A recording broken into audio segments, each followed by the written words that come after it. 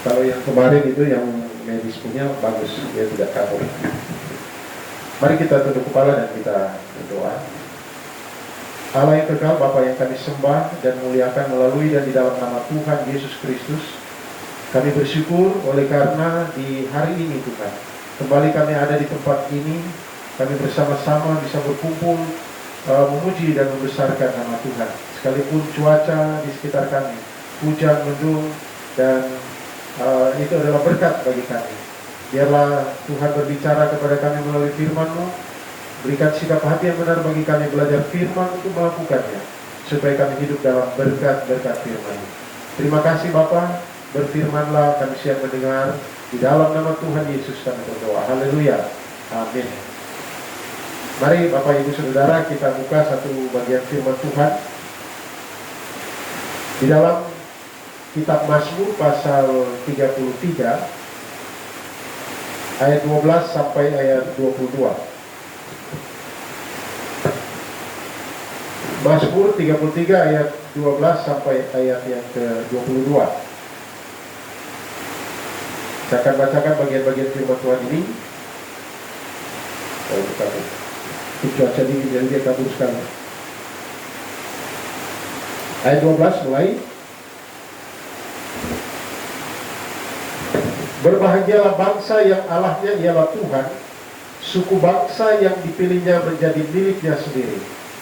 Tuhan memandang dari sorga, ia melihat semua anak manusia.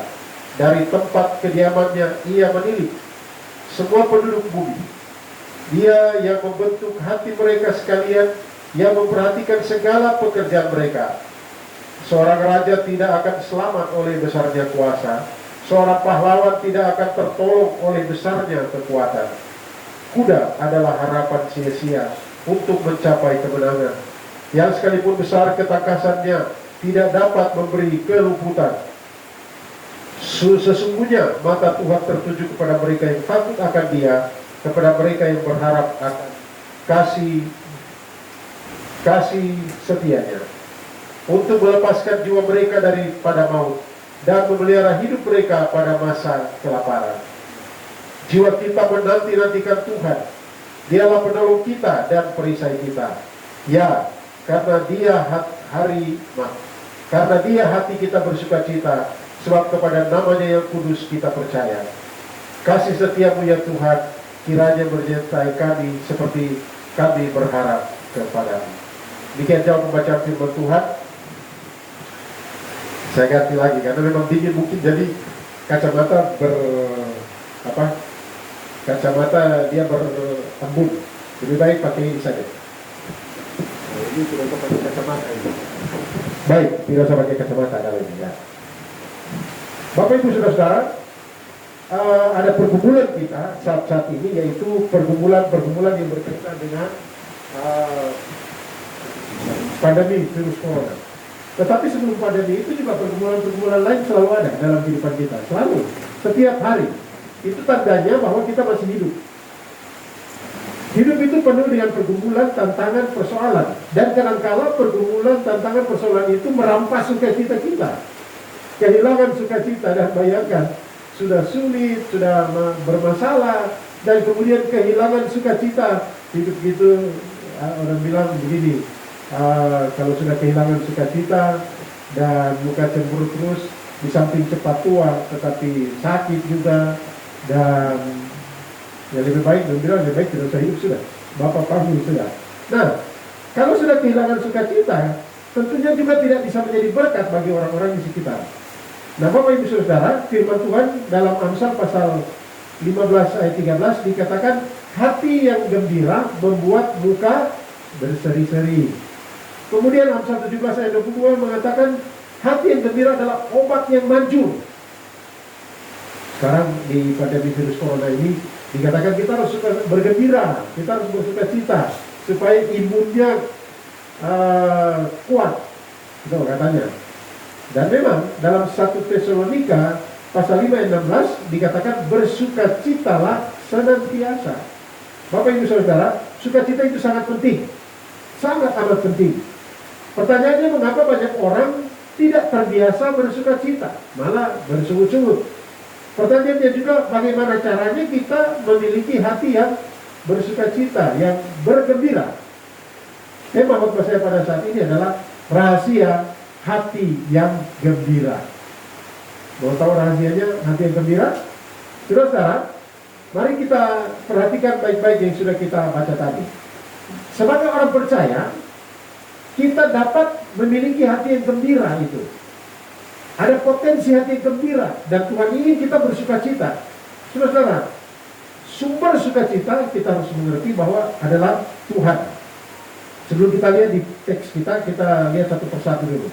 Dalam Filipi pasal 4 ayat 4, kalau kita membaca pendekatan Filipi pasal 4 ayat 4 itu dikatakan bersukacita itu tidak tergantung atau bukan karena situasi. Bukan karena situasi kita bersukacita. Yang kedua, dalam Mazmur pasal 33 12 dan 32 ayat 11, yang menjadi dasar sukacita itu adalah di dalam Tuhan. Bisa saja kita bersukacita, putar lagu yang dansa-dansa itu, kemudian selesai itu sukacita hilang lagi. Bapak Ibu Saudara, ada dalam pembacaan kita tadi Mazmur pasal 33 ayat 12 sampai 22, ada 3 fakta atau 3 kenyataan, 3 kebenaran yang sangat menentukan hati kita kelak bisa bersukacita atau tidak. Jadi kalau dapat dikatakan ada 3 rahasia bagaimana hati bisa bersukacita. Yang pertama, perhatikan baik-baik ayat 13 sampai 15 dalam pembacaan kita tadi. Yang pertama, kalau kita ingin mendapatkan hati yang gembira bersukacita senantiasa, kita harus menyadari bahwa Tuhan memperhatikan kita. Itu intinya. Ayat ini dikatakan, ada ayat 13 sampai 15. Kalau kita perhatikan, ada 4 kata kerja. Ayat 13. Pertama apa? Tuhan memandang dari surga. Yang kedua apa?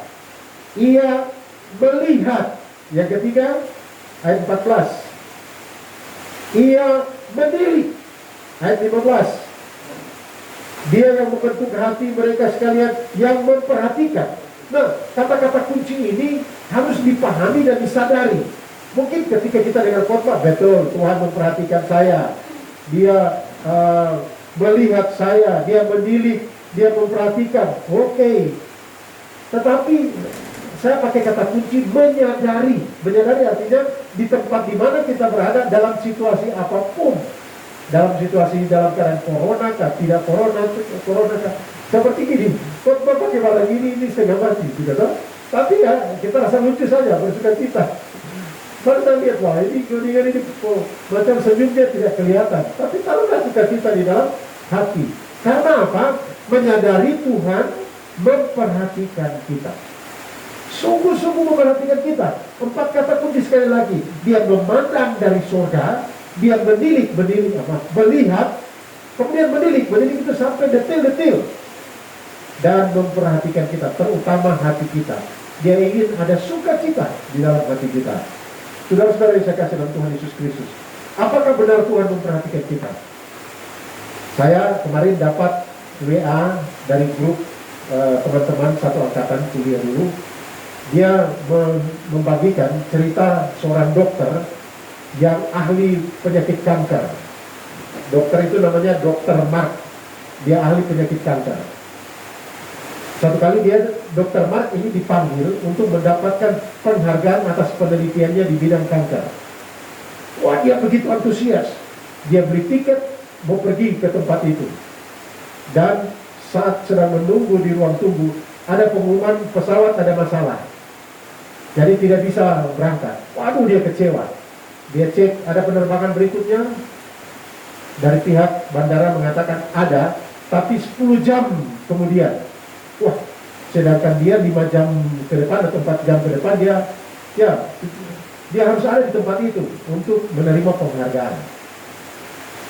Akhirnya petugas bandara sarankan, Bapak sewa mobil saja, perjalanan 4 jam.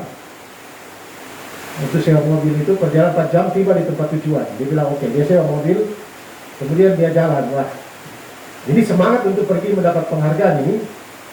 Di tengah jalan hujan badai dan seperti tadi sini kabut tak tutup. Wah, dia setir sudah 2 jam, 3 jam.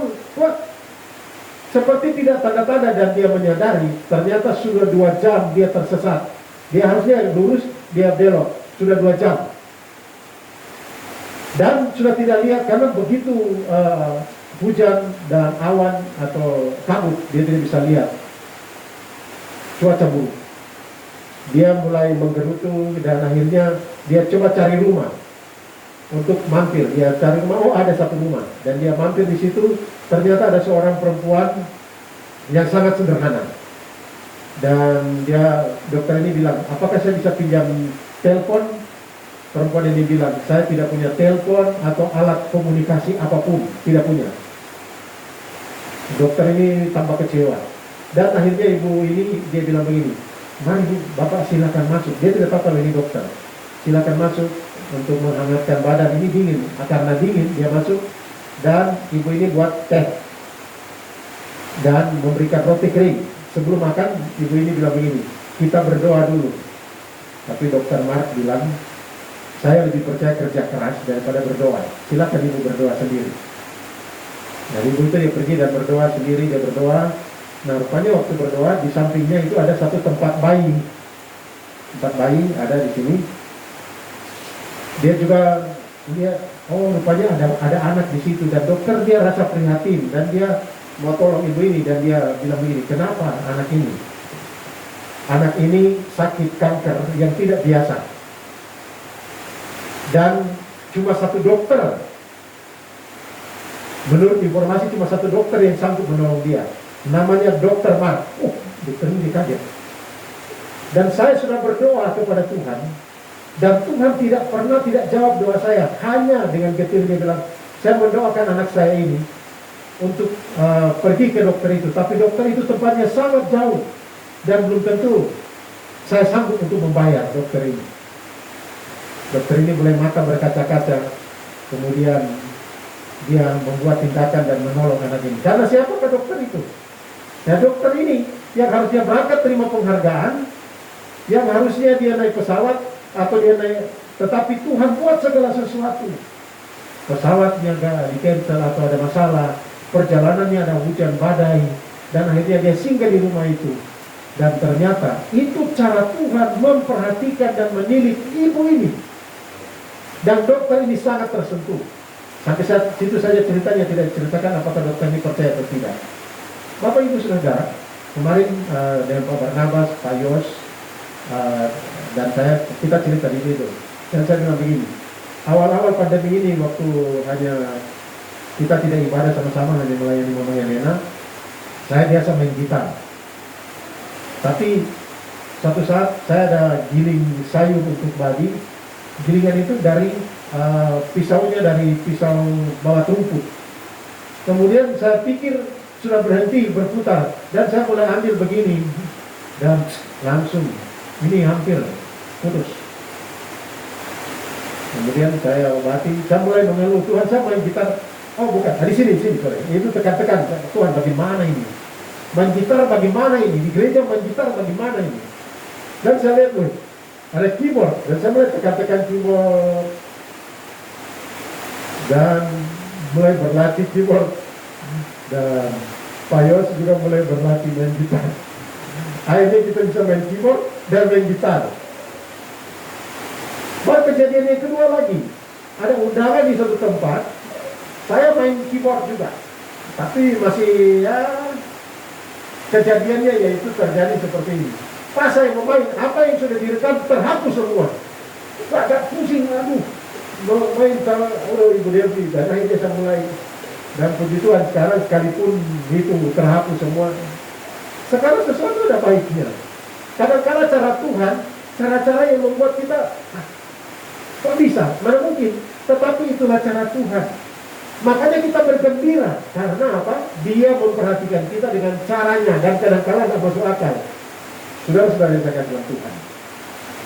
Mazmur ini diawali dengan ajakan. Coba lihat ayat 1-2. Ini ajakannya. Bersorak-sorailah hai orang-orang benar dalam Tuhan. Ada keterangan dalam Tuhan. Sebab memuji-muji itu layak. Ayat 2 bilang apa?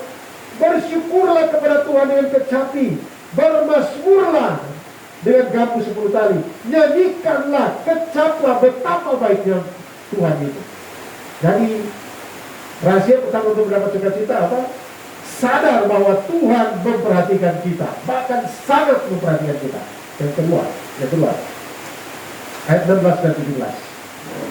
Ayat 16 seorang raja tidak akan selamat oleh besarnya kuasa, seorang pahlawan tidak akan tertolong oleh besarnya kekuatan.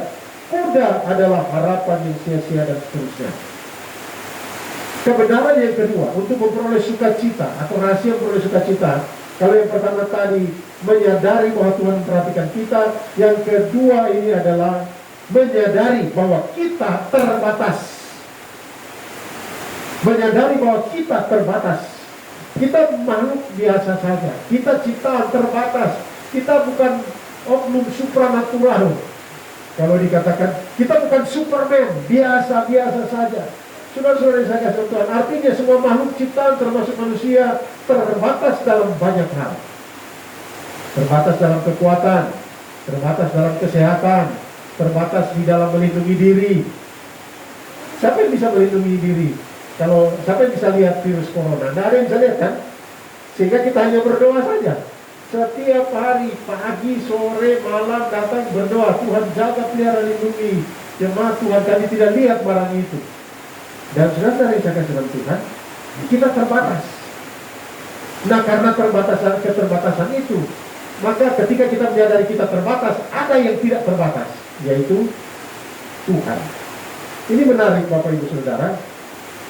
Kata yang digunakan di sini adalah Yahweh, Dia yang selalu ada, tidak pernah tidak ada. Pada bagian ini khususnya ayat 15-17 memberikan gambaran tentang keterbatasan itu. Pertama, diwakili dengan kata raja. Raja berkaitan dengan kuasa. Kemudian pahlawan berkaitan dengan kekuatan. Kuda berkaitan dengan ketangkasan, kecakapan, keterampilan. Jadi kita terbatas dari sisi kuasa, kita terbatas dari sisi kekuatan, kita terbatas dari apa? Kecakapan, keterampilan, terbatas semuanya. Dalam keterbatasan itu, ketika kita menjadi kita terbatas, menyadari kita terbatas, ada yang tak terbatas. Sehingga ada lagu, tak terbatas kuasa-Mu Tuhan, semua dapat Kau lakukan, apa yang kelihatan mustahil bagiku. Nah, ketika kita menyadari kita terbatas, Tuhan tak terbatas. Puji Tuhan, saya bersama dengan yang tak terbatas. Saudara-saudara yang saya kasih Tuhan Yesus Kristus, dalam 2 Tawarikh pasal 13 ayat 18, kita bisa kokoh kalau mengandalkan Tuhan. Yesaya 31 ayat 1, celakalah orang karena mengandalkan kekuatan bangsa-bangsa atau kekuatan manusia. Yeremia 17 ayat 5 lebih tegas lagi. Terkutuklah orang yang mengandalkan manusia, mengandalkan kekuatannya sendiri, hatinya menjauh daripada Tuhan. Tetapi diberkatilah orang yang mengandalkan Tuhan. Jadi kalau karena kita terbatas, kita andalkan Tuhan. Kita andalkan Tuhan. Dan itulah yang akan membuat kita bersukacita. Yang ketiga, ayat 18 sampai 22. Wah, ini luar biasa.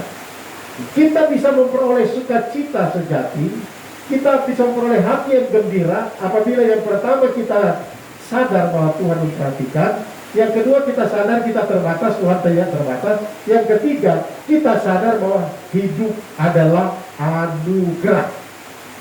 Sadar bahwa hidup adalah anugerah, maksudnya suatu pemberian yang cuma-cuma dari Sang Penguasa kepada kita yang tak layak untuk menerima itu, yang tak pantas untuk menerima itu. Kemarin ya, pada waktu saya sambil bersih-bersih dan menyapu ruangan ini, saya membayangkan masa lalu saya waktu masih kecil. Saya mulai bayangkan dan saya malu. Saya bilang, kok Tuhan pilih saya? Tuhan pilih saya. Ini anugerah besar, anugerah yang tak terbatas bagi kita.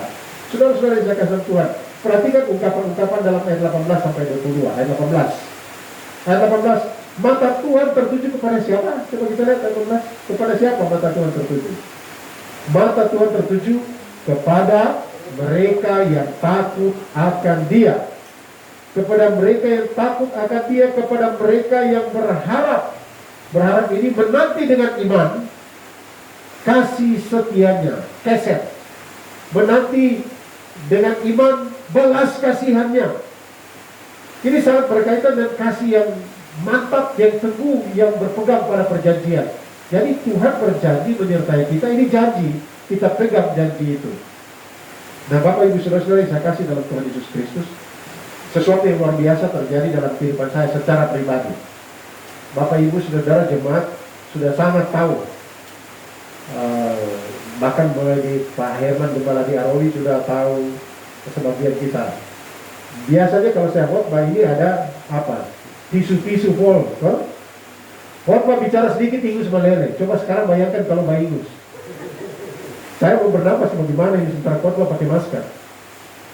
Tetapi di pandemi corona ini setelah saya opname 2 kali, 1 sampai 9 hari, 7 hari lebih, hampir 3 kali opname. Sebenarnya saya mau mengeluh kenapa, tetapi di waktu itu Tuhan mengizinkan banyak hal terjadi kepada saya, dan sampai sekarang saya paling di rumah sendiri bersihin. Waktu minta maaf almarhum Bapak Bupati meninggal, Pak Demas meninggal, saya mau pergi tapi tiba-tiba Tuhan izinkan saya bersin dan ingus meleleh. Seolah-olah Tuhan bilang stop, terus saya pergi. Tidak pergi. Hanya seperti itu, tapi dalam keseharian tidak ada lagi. Sampai Ibu Elis tidak usah sibuk dan saya menyiapkan tisu. Biasa kalau tidur, tisu itu ada di sebelah kiri. Sekarang tisu di sebelah kanan. Karena orang di sebelah kanan ya mulai. Saudara yang saya anugerah. Kalau saya pikir, saya bilang kok bisa ya Tuhan, bisa bertahun-tahun, puluhan tahun mengalami itu. Tetapi di pandemi ini kok bisa? Wah, terima kasih Tuhan. Supaya Tuhan izinkan saya dapat terus melayani. Kalau saya mulai beringus sedikit, mulai batuk, saya tidak akan datang. Tapi Tuhan izinkan untuk tidak mengalami itu, sehingga saya selalu ada, dan Tuhan izinkan dan mempercayakan pelayanan itu. Saudara yang saya kasih dalam Tuhan, pertanyaan yang berikut ayat 19, mengapa mata Tuhan tertuju kepada kita, kepada orang-orang yang mengasihi Dia? Alasannya untuk melepaskan jiwa mereka dari maut. Itu jelas sekali. Untuk melepaskan jiwa mereka dari maut. Kemudian yang kedua, untuk memelihara hidup mereka. Saudara-saudara yang saya kasih di dalam Tuhan Yesus Kristus, kalau hidup itu anugerah, maka untuk memperoleh hati yang bersuka cita, kita harus mengucap syukur. Kalau kita katakan, oh hidup itu anugerah, amin, amin, tapi tidak bersyukur, mengeluh terus. Tadi pagi, saya terus terang saja, kemarin saya berdoa Tuhan kirimkan hujan, saya pun tanaman ini mulai kering-kering. Tadi pagi masih hujan-hujan, saya bilang Tuhan kalau boleh, saya juga bingung. Kemarin minta hujan, sekarang sudah hujan. Tuhan berikan cuaca cerah. Tapi saya bilang begini, Tuhan kalau boleh cuaca cerah kan 1 jam saja Tuhan izinkan, untuk supaya jemaat bisa datang. Nah, maksudnya jemaat-jemaat yang pakai motor, ya puji Tuhan, ya masih hujan, kita ada. Kita ada. Bersungut itu menghilangkan sukacita sama sekali, tapi bersyukur. Jadi apapun kita syukuri, kita dapati. Ini saya ada tanam petatas banyak-banyak. Tanam pertama 85 karung, sebagian besar gagal karena taruh di sobar. Sekarang mulai tanam lagi sudah 40-an karung lagi. Tapi pakai tanah kelapa sawit, baru 4 hari belum 1.000, suburnya luar biasa. Tapi suburkah, tidak suburkah, terima kasih Tuhan saya bisa lihat ini hijau-hijau. Bersyukur karena, saudara, intinya bersyukur. Hati yang bersyukur adalah melihat segala sesuatu yang Tuhan izinkan terjadi untuk kebaikan kita. Bapak Ibu saudara-saudara yang saya kasih dalam Tuhan Yesus Kristus, bagaimana caranya mengalami hati yang bersukacita dalam Tuhan? Bersukacita dalam Tuhan, yang pertama adalah sadar bahwa Tuhan memperhatikan kita. Sadar, Dia memperhatikan kita detil-detil. Mungkin kita tidak peduli dengan Tuhan, tapi Dia peduli dengan kita. Dia memperhatikan kita. Yang kedua, bahwa kita ini terbatas. Karena kita terbatas, sadar bahwa ada yang tak terbatas, yaitu Tuhan yang peduli itu. Yang ketiga, Tuhan peduli, kita terbatas, tapi Dia yang tak terbatas, bisa kita andalkan Dia. Yang ketiga, kalau kita dapat berkat itu semua anugerah. Apapun yang ada pada kita adalah anugerah berkatnya. Syukuri hari lepas hari. Kadang-kala hal-hal yang tidak mengenakan Tuhan izinkan, syukuri, katakan terima kasih Tuhan kau izinkan saya lewat itu. Bapak Ibu Saudara, kesaksian saya terakhir. Biasa setiap tahun saya ke Manado 4 kali. Setiap 3 bulan untuk kontrol jantung. Sekarang mau kontrol apa? Tidak bisa mau kontrol, tidak bisa berangkat, di samping pelurunya tidak ada, situasinya tidak memungkinkan. Tapi disyukuri. Dan saya sudah berhenti minum obat jantung sudah 2 bulan atau 3 bulan. Cuma sudah 3 hari kurang tidur, jadi jantung mulai. Tadi malam saya bilang, Tuhan berikan saya tidur nyenyak walaupun cuma beberapa jam. Dan saya berhenti obat jantung ini dulu karena obat jantung itu salah satu yang membuat saya baca di buku ada cairan di paru-paru sehingga bisa batuk beringus. Dan 2 bulan saya sudah berhenti. Saya tidak minum lagi barang itu. Nah, saudara-saudara yang saya kasih Tuhan, dan Tuhan memberikan kekuatan kesehatan sampai sekarang. Saya tahu kalau Tuhan mengizinkan ini terjadi, Dia telah memperlengkapi segala sesuatu bagi kita sekalian. Kiranya Tuhan memberkati kita dan firman Tuhan. Mari kita tunduk kepala dan kita berdoa. Terpujilah Engkau Bapa di surga yang telah mengizinkan kami ada di sini dan belajar dari firman. Tuhan memberkati firman Tuhan ini dan menolong kami untuk mendapat kekuatan, mendapat penghiburan, tetapi juga mengandalkan Engkau, Allah yang hidup di dalam Tuhan Yesus Kristus. Berkati ketika firman Tuhan ini, khotbah ini diupload di YouTube supaya menjadi berkat bagi banyak orang. Terima kasih Bapak, dalam nama Yesus kami berdoa. Haleluya. Amin. Saya kembalikan kepada baik, sebelum saya kembalikan ke Ibu Delvi, saya kesaksian singkat.